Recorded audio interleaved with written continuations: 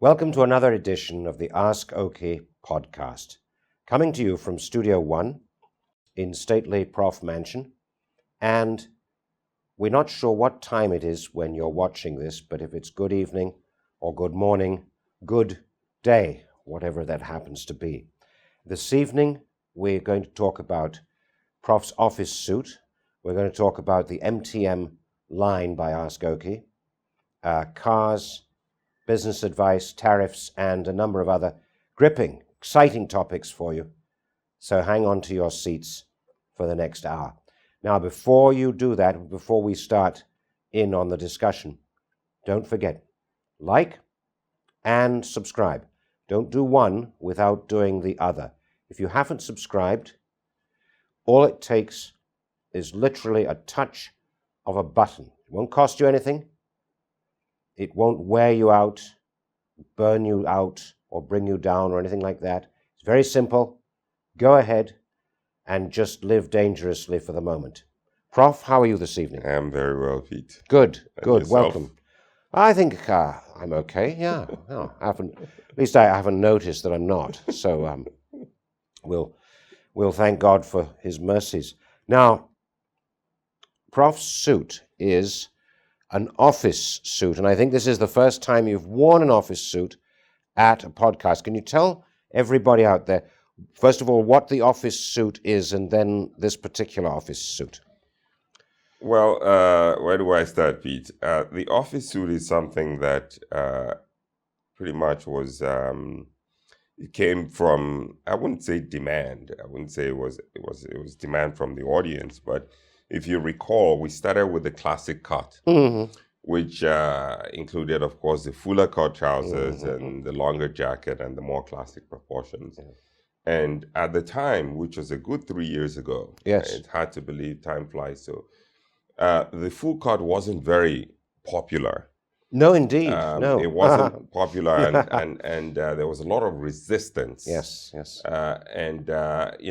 the irony is you look around today at all the fashion shows and the runway and the Met Gala and all whatnot, and everybody's wearing the full cut today. Indeed. Both full cut trousers and full cut jackets. But at the time, 3 years ago, when we launched the office cut, there was a lot of pushback. There was a lot of resistance. Just we wanted to humor the audience. At least I wanted to humor, because I'm a big believer in the classic cut, as you know. I do. We wanted to humor the audience, so we developed this cut, the office cut. And the difference really is in sort of the trousers are narrower. Trousers are not as full, and the jacket is slightly shorter. Something closer to what you might call the contemporary cut, or the, whatever they call it these days, the Italian cut or what have you. So it's not as, not jarring is not the word, but it is not as, it doesn't stand out as much. Not as bold. It's not as bold as the classic cut. No. And the reason we tagged it or christened it the office suit is because people wanted something a bit more understated that they could wear to the office. Something that wouldn't raise an eyebrow, if you will. Right. So the office cut is something fairly as close to a conventional cut as you get, and something that you could wear day to day to the office, and then of course on weekends and for more dressy events, if you're a true aficionado. Of course, we have the classic cut, which in my view is just much more regal. So AskOkey held its nose and created the office suit, as you might say. You could even say I had a gun held to my head, so to speak. I remember when we were designing it or we're coming up with a cut, I literally kind of pushed, I kind of dragged my feet all the way to the end, because I truly believed in the classic cut. However, I do understand, of course, our mandate at the end of the day is to cater to a wide audience. Sure. And so that includes sort of catering to those who are, let's say, not early adopters to the classic cut. Yes, and for those who, shall we say, don't want to stand out quite as much. Absolutely. The office suit is a good compromise. But it still has the AskOkey feel to it, doesn't it? It does. I mean, again, nothing changes really. I mean, if you don't mind me standing up Go ahead, for Prof. a moment. Go ahead. Let's just take a look at this here. Nothing really changes in terms of the cut of the coat. No. You still have the high armholes. You still have the drape in the chest. Yep. It's still a And it's pretty... a 2-button. And this is a 2-button. The only difference, again, is it's slightly shorter, about an inch shorter than the classic length. And if you look at the trousers from the side, for instance, you can see that they're fairly narrow. Fairly slim, yes, Fairly yes, slim, yes, not as yes. cut. And also, the rise Yes, is not as high.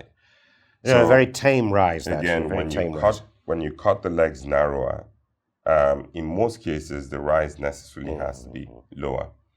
The fuller the cut, the higher the rise, of course. So that's really the only difference. I mean, the only difference is it's a slightly lower rise. Some would call this a medium rise. Yes, I think so, yes. Many would call this a high rise, actually. Well, it's on the hips. Right. It's on the hips, Many Prof. would call it, it's sort of between the natural waist and the hips, but many would call this sort of a high rise, but I call this more like a medium rise, yeah. So there you have it. It's just sort of lower rise, fairly slim silhouette all the way down. And then for the jacket, it's just everything from here up is very similar to our classic cut. It It's got the high armholes, the extended shoulders, the drape in the chest. If you look and at the back drape, yes. And the back drape. And the back drape. So it's really... It's got all the features of our classic jacket. Yes, The only difference is it's just sort of slightly shorter. And then we've lifted the waist up slightly.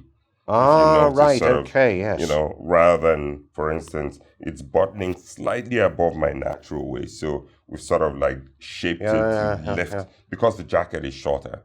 So to maintain the right proportions, you have to sort of move the waistline just about half an inch or so up.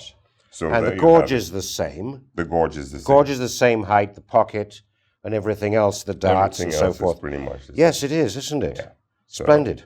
And you could have flat front trousers if you wanted to. Absolutely. With that rise. Right. And these that cut. we do with side adjusters. With side adjusters, so if you wish to wear them without suspenders, for instance, I have them on without my suspenders.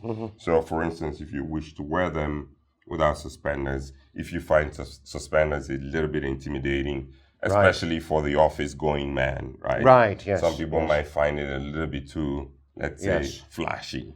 For the office environment. So this is something you could take off your coat in the office and you can walk around. There you go. Trousers. And they really are a very slim cut compared to the double extra full that we've been accustomed to. Or even compared to what you have on, which is a proper sort of high-rise full cut. Indeed, that's what I like. But unfortunately, in my office, I can wear what I want, so I don't have to worry about it. But no, it's that jacket with the 2 buttons has a very, very elegant line to it, I think, Prof, really. I know it's not our usual one, but I actually prefer a 2-button. I prefer the office jacket with the traditional classic trousers, I think. I would.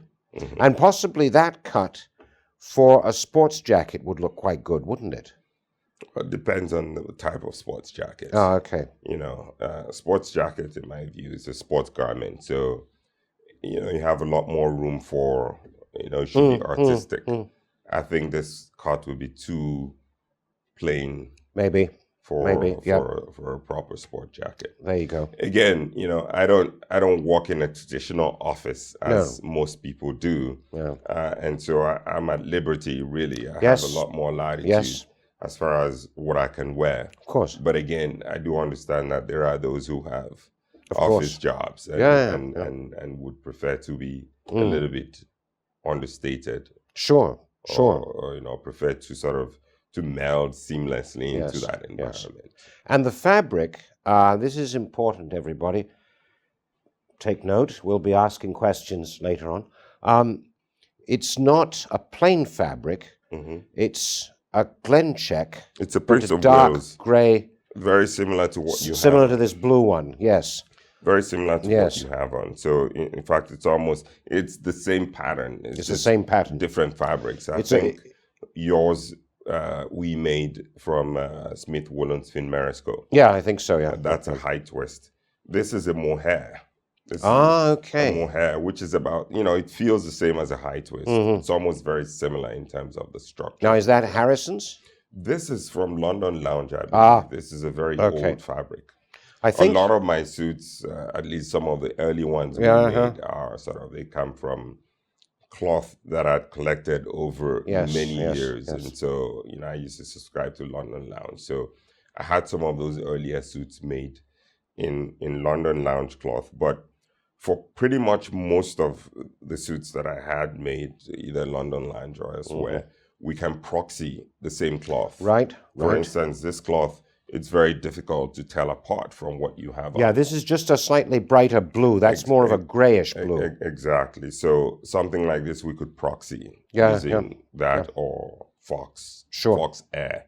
Fox Air, yes. Or some other thing from Dugdale Brothers. And what weight is that?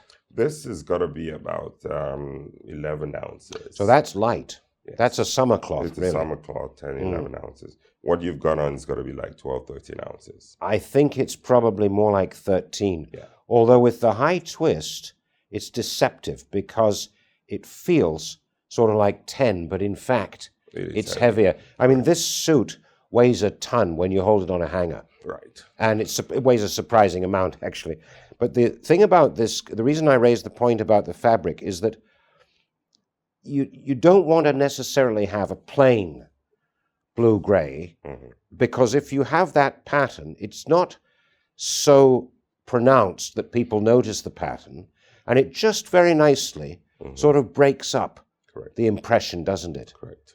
Which are just plain, wouldn't look quite the same. Yeah. Well, I mean, for those who are, let's say, stuck with blues and grays. Yeah.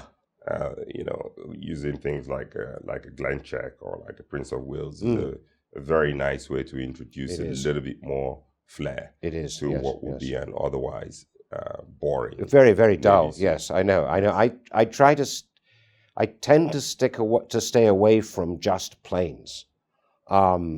Try to get something in there, a little bit of a stripe, or maybe you look like an accountant. Well, nothing wrong with accountants. I do quite a bit of work in the accounting and finance field, but I know what you mean.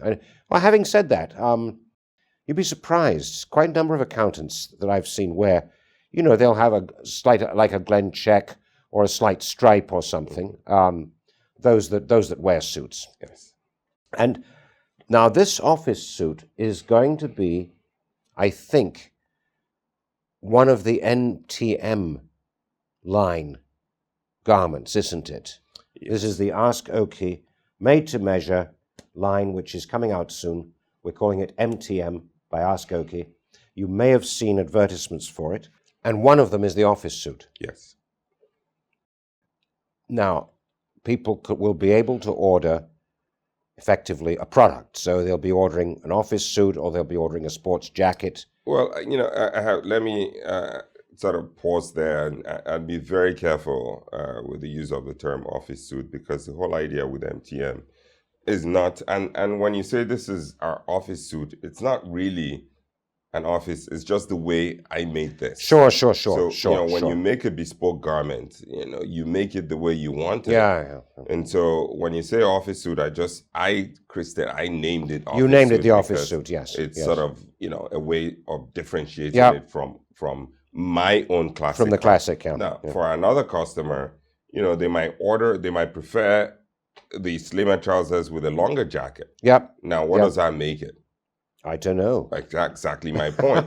So I'd sort of be very careful about you throwing around, using the word office suit. Sure. It's just when you make a bespoke garment, you make it the way we make it the way you want it. Yeah. If you want lower rise, we'll make it that way. If you want higher rise, we'll make it that way. Sure. The same with the MTM. With the MTM, again, the customers would have the choice to choose the height of the rise, for instance, how high they want it, or how whether they want a high rise or a medium rise. But the trousers are going to be very similar to what I have on. Right. they're going to be double forward pleats with a Right. side tab. Right. And the jacket is going to be very similar again Mm-hmm. to our drape jacket. High armhole. High armhole. Drape in the chest. Drape in the Yep. chest, slightly extended shoulders. You know, the length again is going to depend on sort of what the customer prefers. It's, you know, it's going to be a variation on the bespoke play, just Of a course. slight variation. Yes. You're going to have all the most of the choices. Sure. The only difference is, as we'd mentioned before, is you don't have your own individualized pattern. Yeah. With the bespoke product, you have your own individualized pattern, which is struck and made for you from scratch. With the MTM, we're using a standard pattern, Right. which we've developed and created. And this standard pattern, of course, encapsulates everything that we behold in terms of the features. Again, slightly extended shoulders, the fuller chest, and so on and so forth. But when it comes to things like the length of the jacket, fullness of the trouser, rise, you know, height of the rise, leg opening, these are all, you know, sort of variables that the customer would be able to select. So there's still plenty of choice. Oh, absolutely. Yeah, I think people know us for that. They know us, I think, for two things. One is what I might call the AskOkey silhouette or the AskOkey style, but also because they have the opportunity to do that. So if it's made to measure, essentially, they're still getting the deal. Yes. Now, the made to measure line, suit, jacket, trousers, and flat front, pleated front, I guess, the choice there probably. Side adjusters, braces, so pretty well anything you want. And when the customer dials in his measurements, does he get some sort of confirmation? Because the reason I'm saying this is that, you know, you're on your computer or you're on your phone doing it. There's always a slight nagging doubt that maybe at the other end they didn't get it, or that maybe you got it wrong. So presumably there's some sort of feedback there where somebody will say, yeah, these are the measurements which we've got from you. Well, to mitigate against that sort of human error, we've decided to go with AI. Right, okay. We've decided to go with AI measurements or artificial intelligence measurements, which are far more accurate than the human hand. Right, okay. Now, one of the reasons we've decided to pursue that path is because with MTM, you don't have a fitting in between. With the bespoke, we can always catch a mistake. If there's a mistake in the measurements, there's a TOF, there's multiple back and forth, and we can sort of catch these things. But with MTM, since there is no fitting garment, so to speak, it's straight to finish. And so you have to get the measurements really, really right. Yes, you do, yes. There's really no room there, no margin for error. And, you know, we've tested our AI agent, in a manner of speaking, and again, more accurate than any human hand.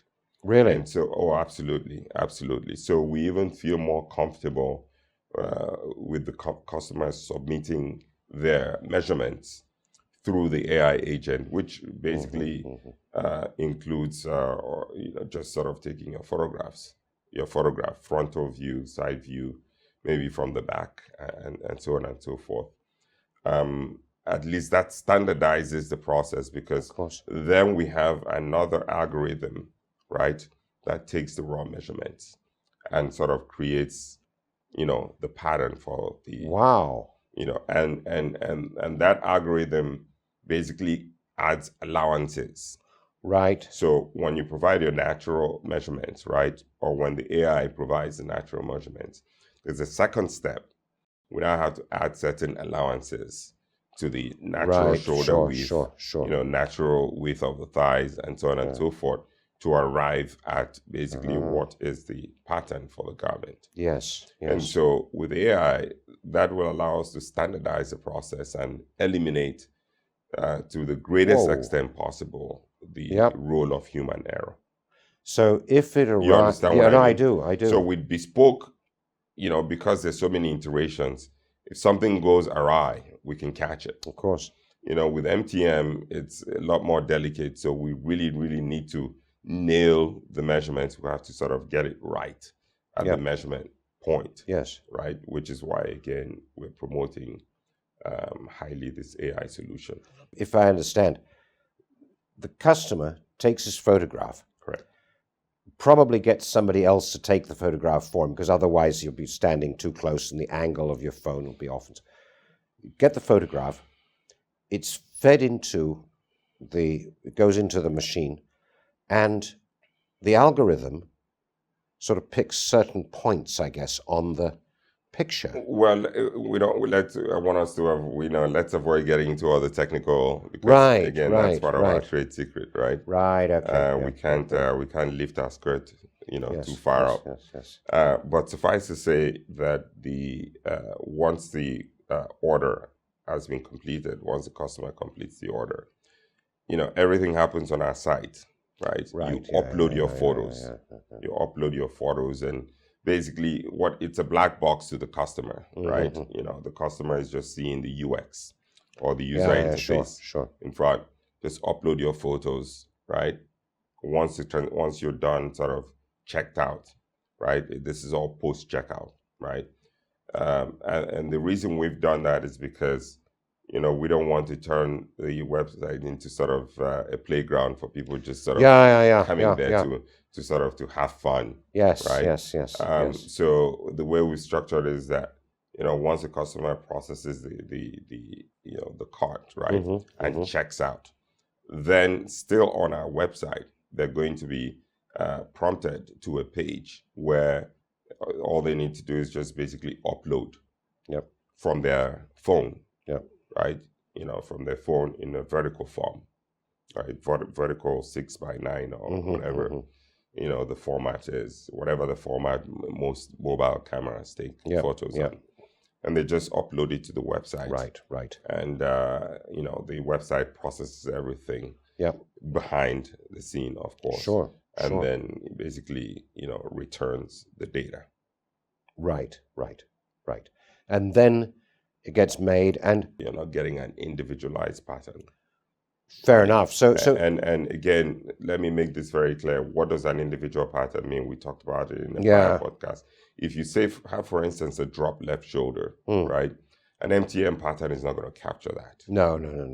A bespoke pattern will capture it, because we will sort of do multiple TOFs until we sort of balance out that left drop. But with an MTM, it's basically a standard pattern with a symmetrical signal. Sure. So if you happen to have any anomalies, right? Yes. It might be slightly. You might need. If I don't imagine it will be severe. No. But if you have like a severe anomaly or deformity, right, then you should be doing bespoke in the first place. Well, you really are sort of stuck with bespoke in that case. Yes. If you have a severe anomaly. But for most people who are not very, very far from the median, it shouldn't be an issue. No, it shouldn't be. Well, if you're very particular, if you're one of those anal people who want everything to sort of fit just right, then you have hopefully you have a good alterations tailor who can handle. Yes, and we'll come back to that in a moment. Pausing right now for station identification. We'll be right back. If you've been watching AskOkey for the past few years but haven't dared to pull the trigger on account of what the wife might say, now's your chance. AskOkey's made-to-measure line, elegant, handmade, and affordable. Click the expression of interest in our bio or the description on our YouTube channel and be the first to hear about the new AskOkey made-to-measure service. We'll contact you so you can get in there in advance of the others and place your order. Are you the best dressed man in the room wherever you go? If not, why not? It's not that difficult. AskOkey makes bespoke suits, jackets, trousers, and other garments for discerning men all over the world. So next time you look around and feel that you're not quite presentable, give us a call, send us a mail, or send us a direct message on the social media channels, and we'll kit you up to look like a king. Bye for now. Welcome back. We're talking to the prof about made-to-measure, the AskOkey made-to-measure specifically. And I was just about to ask, how do you manage, for example, I've got a bigger left chest than a right chest, slightly bigger. So do I write that into the order and say, guys, please make sure that you give me enough space on the left? Well, possibly that's a possibility. That's a possibility. But then again, like I said, with the MTM, there's you're fairly limited since you're working off of a standard pattern. Yeah. So things like correcting for imbalances is a lot more tricky. That's why Now I like bespoke. Possibly could be accommodated, but again, that's a special case. Let's say a customer has a severe imbalance, right? Yeah. And makes it specific. But typically that's not something that MTM captures. No, and it shouldn't try, because if you start fiddling too much with it and you start trying to put in too many variations, you just end up confusing the whole show. Now, if somebody gets a jacket and it's too long in the arm, for example, given that the cuff will have been finished with a fold here and the buttons and so forth, what does he do? Does he take it to a tailor and get it shortened? Or? Well, hopefully that doesn't happen again. That's why, like I said, the measurement process, or sort of the data acquisition process, is really critical. So if that's been done right, then that shouldn't be an issue. No. However, it's possible that the length of the arm is going to gain vary depending on what kind of shirt you wear. True. So if you wear sort of shirts with a longer sleeve, for instance, you find out that maybe they're a little bit too short. But that's an easy fix. You can take it to an alterations tailor, even if it's got working buttonholes. These days you have very good alterations tailors who can let it out. Maybe half an inch to an inch without it disturbing the overall balance of the sleeves. Now, when people order the pants, are they going to get finished ends, or are they going to get with cuffs on them, or are they going to get just open ends? Well, they're going to be finished. Again, this is assuming the measurements or the data is accurate. Right. Or the data capture process has been done properly. Then obviously they're going to be finished with cuffs if the customer demands or requests cuffs. And if they require just plain hems, then they're going to be finished. Yeah, okay. So you put in your order and you choose your fabric, I presume. Now, AskOkey has access to numerous thousands of fabrics, so I presume you're curating some options. But if somebody wants fox flannel, or he wants Smith Finmoresco, for example, can he ask for it? Of course. Okay. We're going to, as much as possible, make available all the entire portfolio we have available to our bespoke customers, to the MTM customers. So it's actually quite a deal, because you're getting about 75 to 80% of what you'd get. You're getting everything except a bespoke pattern. Except this bespoke pattern and the fitting. Those are the two things you're not getting. But you're paying, we won't talk about the price on the show here, but you're paying at least markedly less. I would say half, if that. Yeah. I'd say sort of on the higher end, right? On the upper end, the pricing is going to come out to about half of our bespoke. And that's with a really decent fabric. And that's with a good decent fabric. Now, of course, if you opt for vicuña or cashmere or something ridiculous, or baby alpaca, or something, then that's a different ball game altogether. But I think for our standard English offerings, most of our suppliers are English and English mills for our suitings. And then obviously we have our linens from Maison Helard, which is a French mill.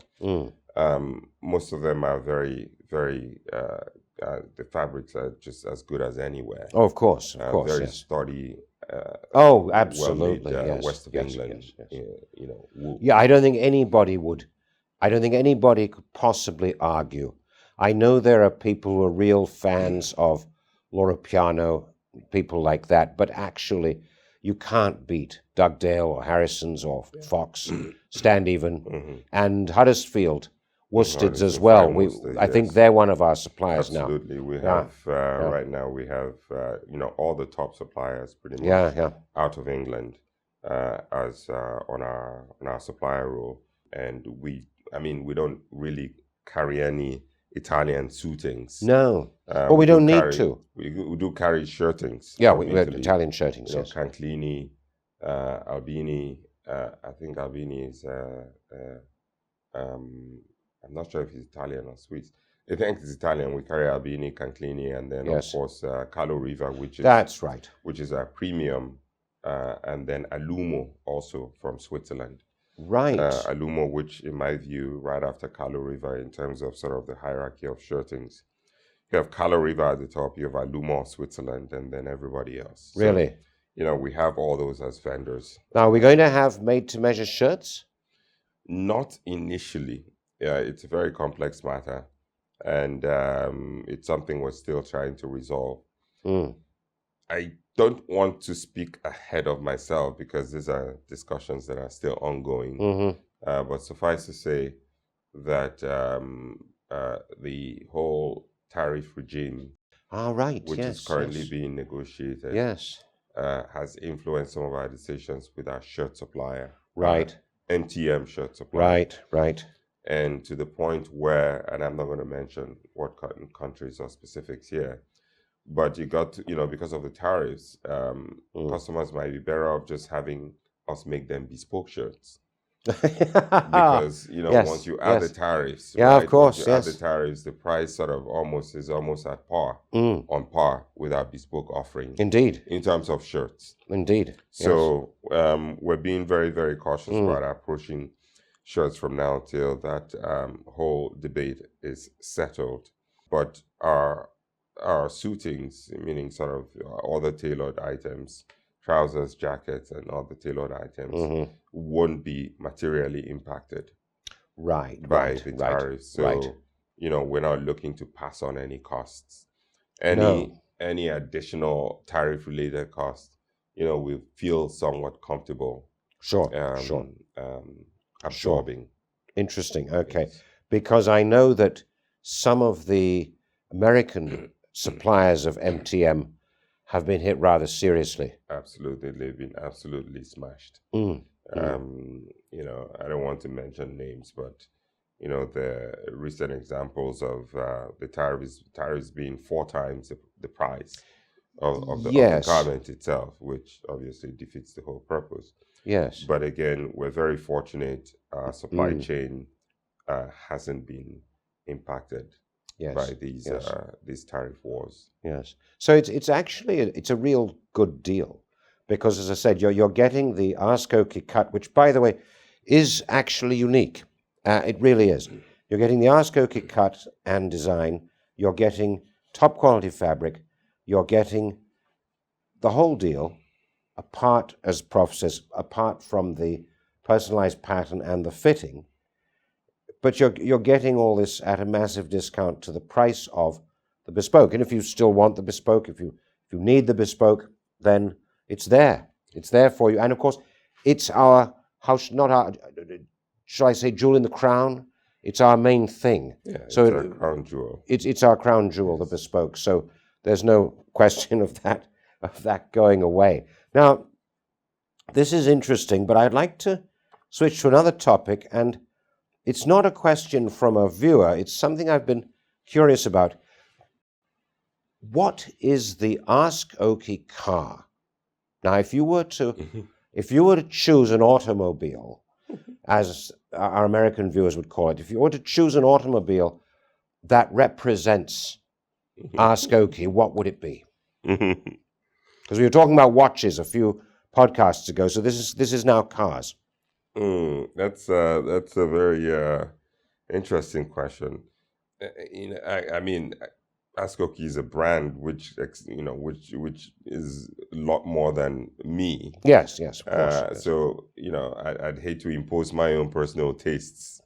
Fair enough, but since the question is about the brand and not me as an individual. Okay. I don't know. I mean, but if you were to look at the hierarchy of automobiles out there, and if you were to sort of say, where do we what brands do we consider our peers when it comes to sort of exclusivity, the quality, craftsmanship, and so on and so forth. Definitely I say Rolls-Royce. Right, not a little bit too like middle-aged Rolls-Royce. If you were thinking, well, let's not call it the AskOkey car. Let's. What do you think as a stylish car? I think, personally, what I prefer. I mean, my and which is what I've been seen with on several social media platforms. So is Bentleys. Bentleys. I personally have a relationship with them for years. I also have a relationship with Ferrari, but again, I wouldn't consider Ferrari the AskOkey archetype because Ferrari is sort of, it's a premium brand. It's a, great quality, great workmanship or sort of craftsmanship, but it's a sport car. Right? It's a sports car, yeah. It's not sort of, it's not what you might call sort of, a gentleman's boulevard car. Which a Bentley is, yes. Or a Rolls. Or a Rolls, yes. So yes. I would definitely equate, just in terms of if I would say the equivalent of what we do in the automobile world, it would be sort of sitting somewhere between the Bentley and the Rolls. And the reason is this. The Rolls would be something like, name a legacy brand that is just sort of associated with, let's say, patricians. Yeah. But I don't think that's the image we portray. The image we portray is one of, sort of aristocracy, elegance, craftsmanship, but also slightly mischievous, sporty. I was going to say there has to be a little bit of humor in there somewhere. Slightly mischievous, slightly humorous, slightly sporty, which in my view the Bentley represents. Okay. So Bentley doesn't quite have sort of that, let's say, heritage of the Rolls and sort of the history and so on and so. It does share the history with Rolls actually, but Bentleys are more drivable. They're more fun to drive. A Rolls is a boat basically on wheels. It just floats like a boat. A Bentley is an enjoyable car to drive if you enjoy driving, as I do. You sort of have that road feel. You're connected to road. But still, it's a sporty car. If you like to drive, it feels very nice to drive. You have road contact and so on and so forth. But it still has sort of that elegance and luxury and sort of that craftsmanship about it. Well, there are some sporty Bentleys made nowadays. Well, most of them drive sportier than a Rolls. A Rolls is a cruise ship. You don't feel anything. It just basically kind of like steams along, right? You don't feel anything. You're floating on canvas. With a Bentley, you actually feel the road. Right, okay. Right? Okay. It's got sort of, it handles a lot better and so on and so forth. So if I were to, again, equate it, I would say an AskOkey is sort of like the Bentley of the world where, the customer is still young enough to be slightly daring. Right, okay, yes. Slightly daring, slightly sporty, slightly expressive. But not as sporty as a Ferrari. But not as sporty as a Ferrari. Okay. But still sort of classic and elegant. Yes. Interesting. Very interesting. I was thinking maybe of a Jag. Jag has lost his luster. Okay. I mean, the Jag of the yonder years, perhaps. I mean, I'm talking 40, 50, 60 years. Like the E-Type, for example. The old Jags, the Sauvain, the XJ8. I used to love those Jags. Really? I mean, I love them. The old ones, the XJ8, the Sauvain, the XJR. XJ6. XJ6. Yeah. But since they were acquired by Tata, it's just gone to the dogs. Oh dear. The design, I mean, it's so bad that I think they had this, campaign last year where they tried to rebrand it. Yeah. With the whole, diversity and right, it was just a complete mess. Yes. And they're in deep trouble because they can't sell cars. I mean, they basically stopped manufacturing cars. Whoa. At some point last year, they had to stop because they couldn't sell the cars. Because there was a time when, just for sheer elegance in body design, for example, you couldn't beat it. Oh, Jaguar. They used to make those beautiful streamlined, like Yeah, you yeah, said, they did. the Yeah, XJR, yeah, the yeah, XJS, the yeah, XJ8. You know, that series with the twin, you yeah, know, yeah, yeah.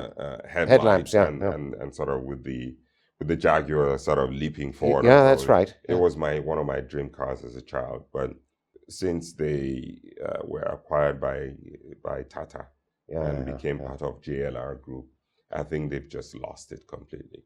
You know, the new cars, they don't even look like, they look like basically, you know, not even Japanese cars, they look like Chinese cars. You know, it's just such a shame. Just, That's a damning verdict. you know, so That is I a think damning verdict. Jaguar really needs to be extracted from the JLR Group. And, you know, if it were to be resurrected, it needs to be sort of rebuilt from the ground up. You know, in its current form, it's, you know, Jaguar is Well, dead. it's interesting that, isn't it? How a brand can suffer from drift. You know, it forgets its roots. It forgets. It doesn't talk to its customers, perhaps. Watches too much. Watches the numbers too much. Watches the competition too much. And there's a Machiavelli talking about governments. He said they have to return to the reason that they exist in the first place, or they'll collapse. And Jaguar has to return to what it was all about. Otherwise, yeah, as you say, why should it exist? And I suppose this applies to any company that over a period of years, of decades, builds up a reputation and then forgets why it had that reputation in the first place, or forgets what it used to do. And I would argue, I suppose, that maybe Bentley hasn't forgotten that, or Rolls-Royce hasn't, Ferrari hasn't forgotten that. You know, they've evolved rather than, you know, aim at revolution, which is where a lot of these brands go sideways or sort of get into trouble when they try to become too revolutionary and too radical. You know, when you're selling what is a classic brand, right? Classicists are very resistant to drastic change. And so if you look at Rolls or Bentley, what they've done is that they've slightly evolved. You know, the basic shape of the car and the template hasn't changed much. Right. But, you know, obviously things like updated electronics and sort of the mechanical parts and so on and so forth. But as far as the architecture, right, the basic shape of the car, you know, the general spirit of the car hasn't changed very much. Yes. So it has a consistent ethos about it, eh? Through the many years and the many iterations of the models that they've made.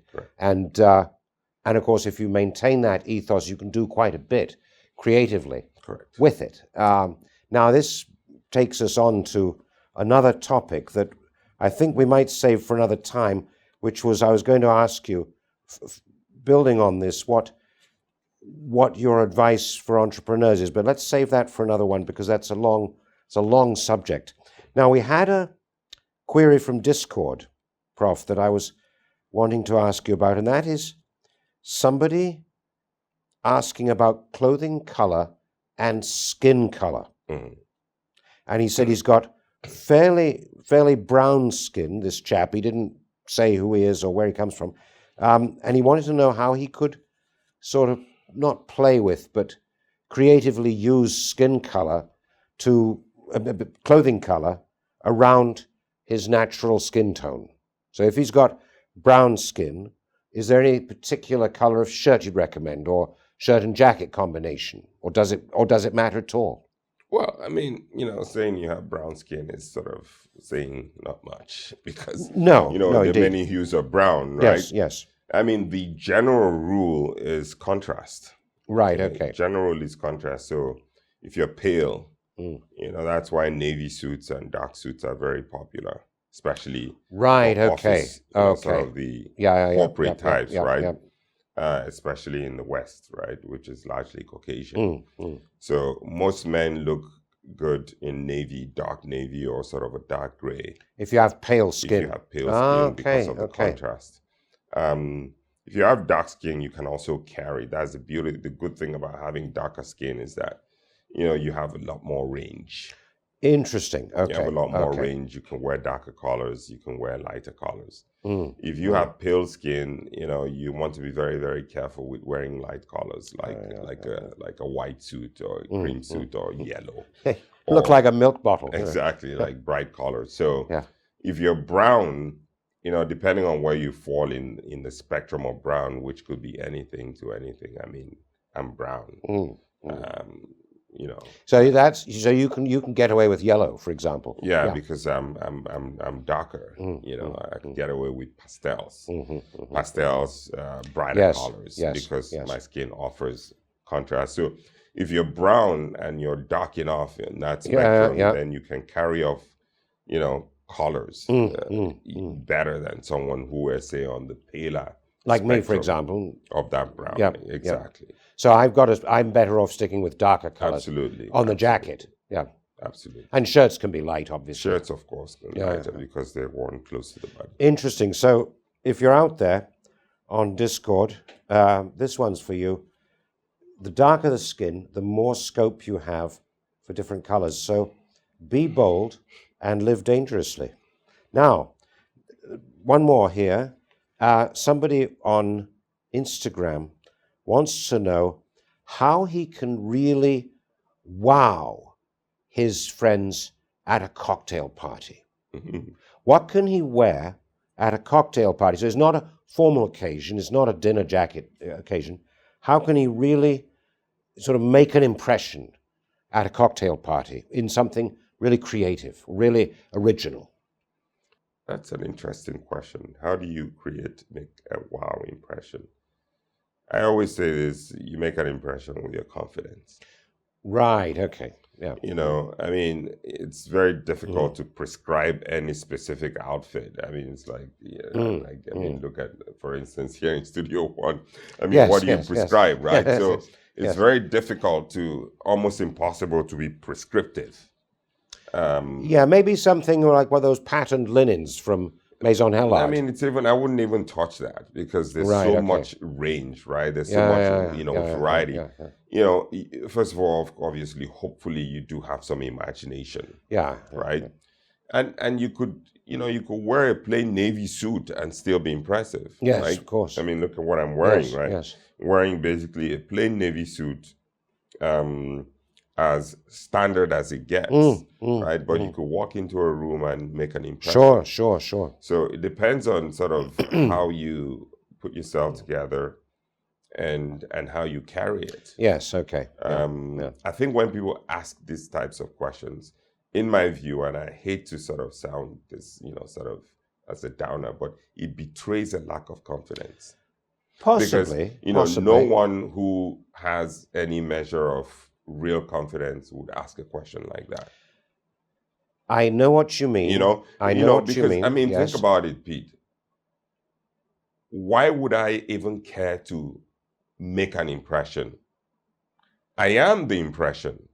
When I walk into a room, I am the impression. I don't care to make an impression. My presence is enough.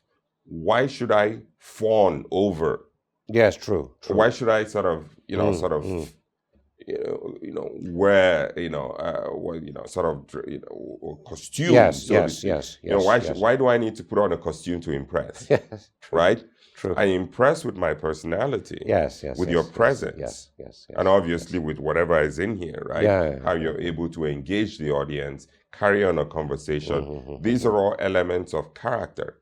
True. And so if you've done the work to forge your character, you should not be worried about impressing people when you walk into a room, whether it's by what you're wearing or what have you. Yes. Your presence should be enough. And you've got to be very careful because am I making sense? 100%, because you don't want people to find out that there's less to you than meets the eye. And so if you put on your bespoke Maison Hellard patterned linen suit, but for example, you don't know what to say when people talk to you, you're kind of wasting your money, aren't you? Wasting your time.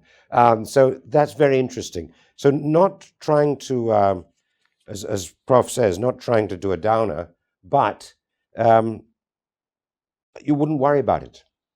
wear whatever is decent. As they used to say to journalists, dress so that you can speak to a duke or a dustman. Correct. You know, and it's your attitude, your knowledge, your mental acuity, your personality, if we call it that, that will do the work for you. That we're coming to the end, Prof, of another podcast. Our producer is giving me the hand signal.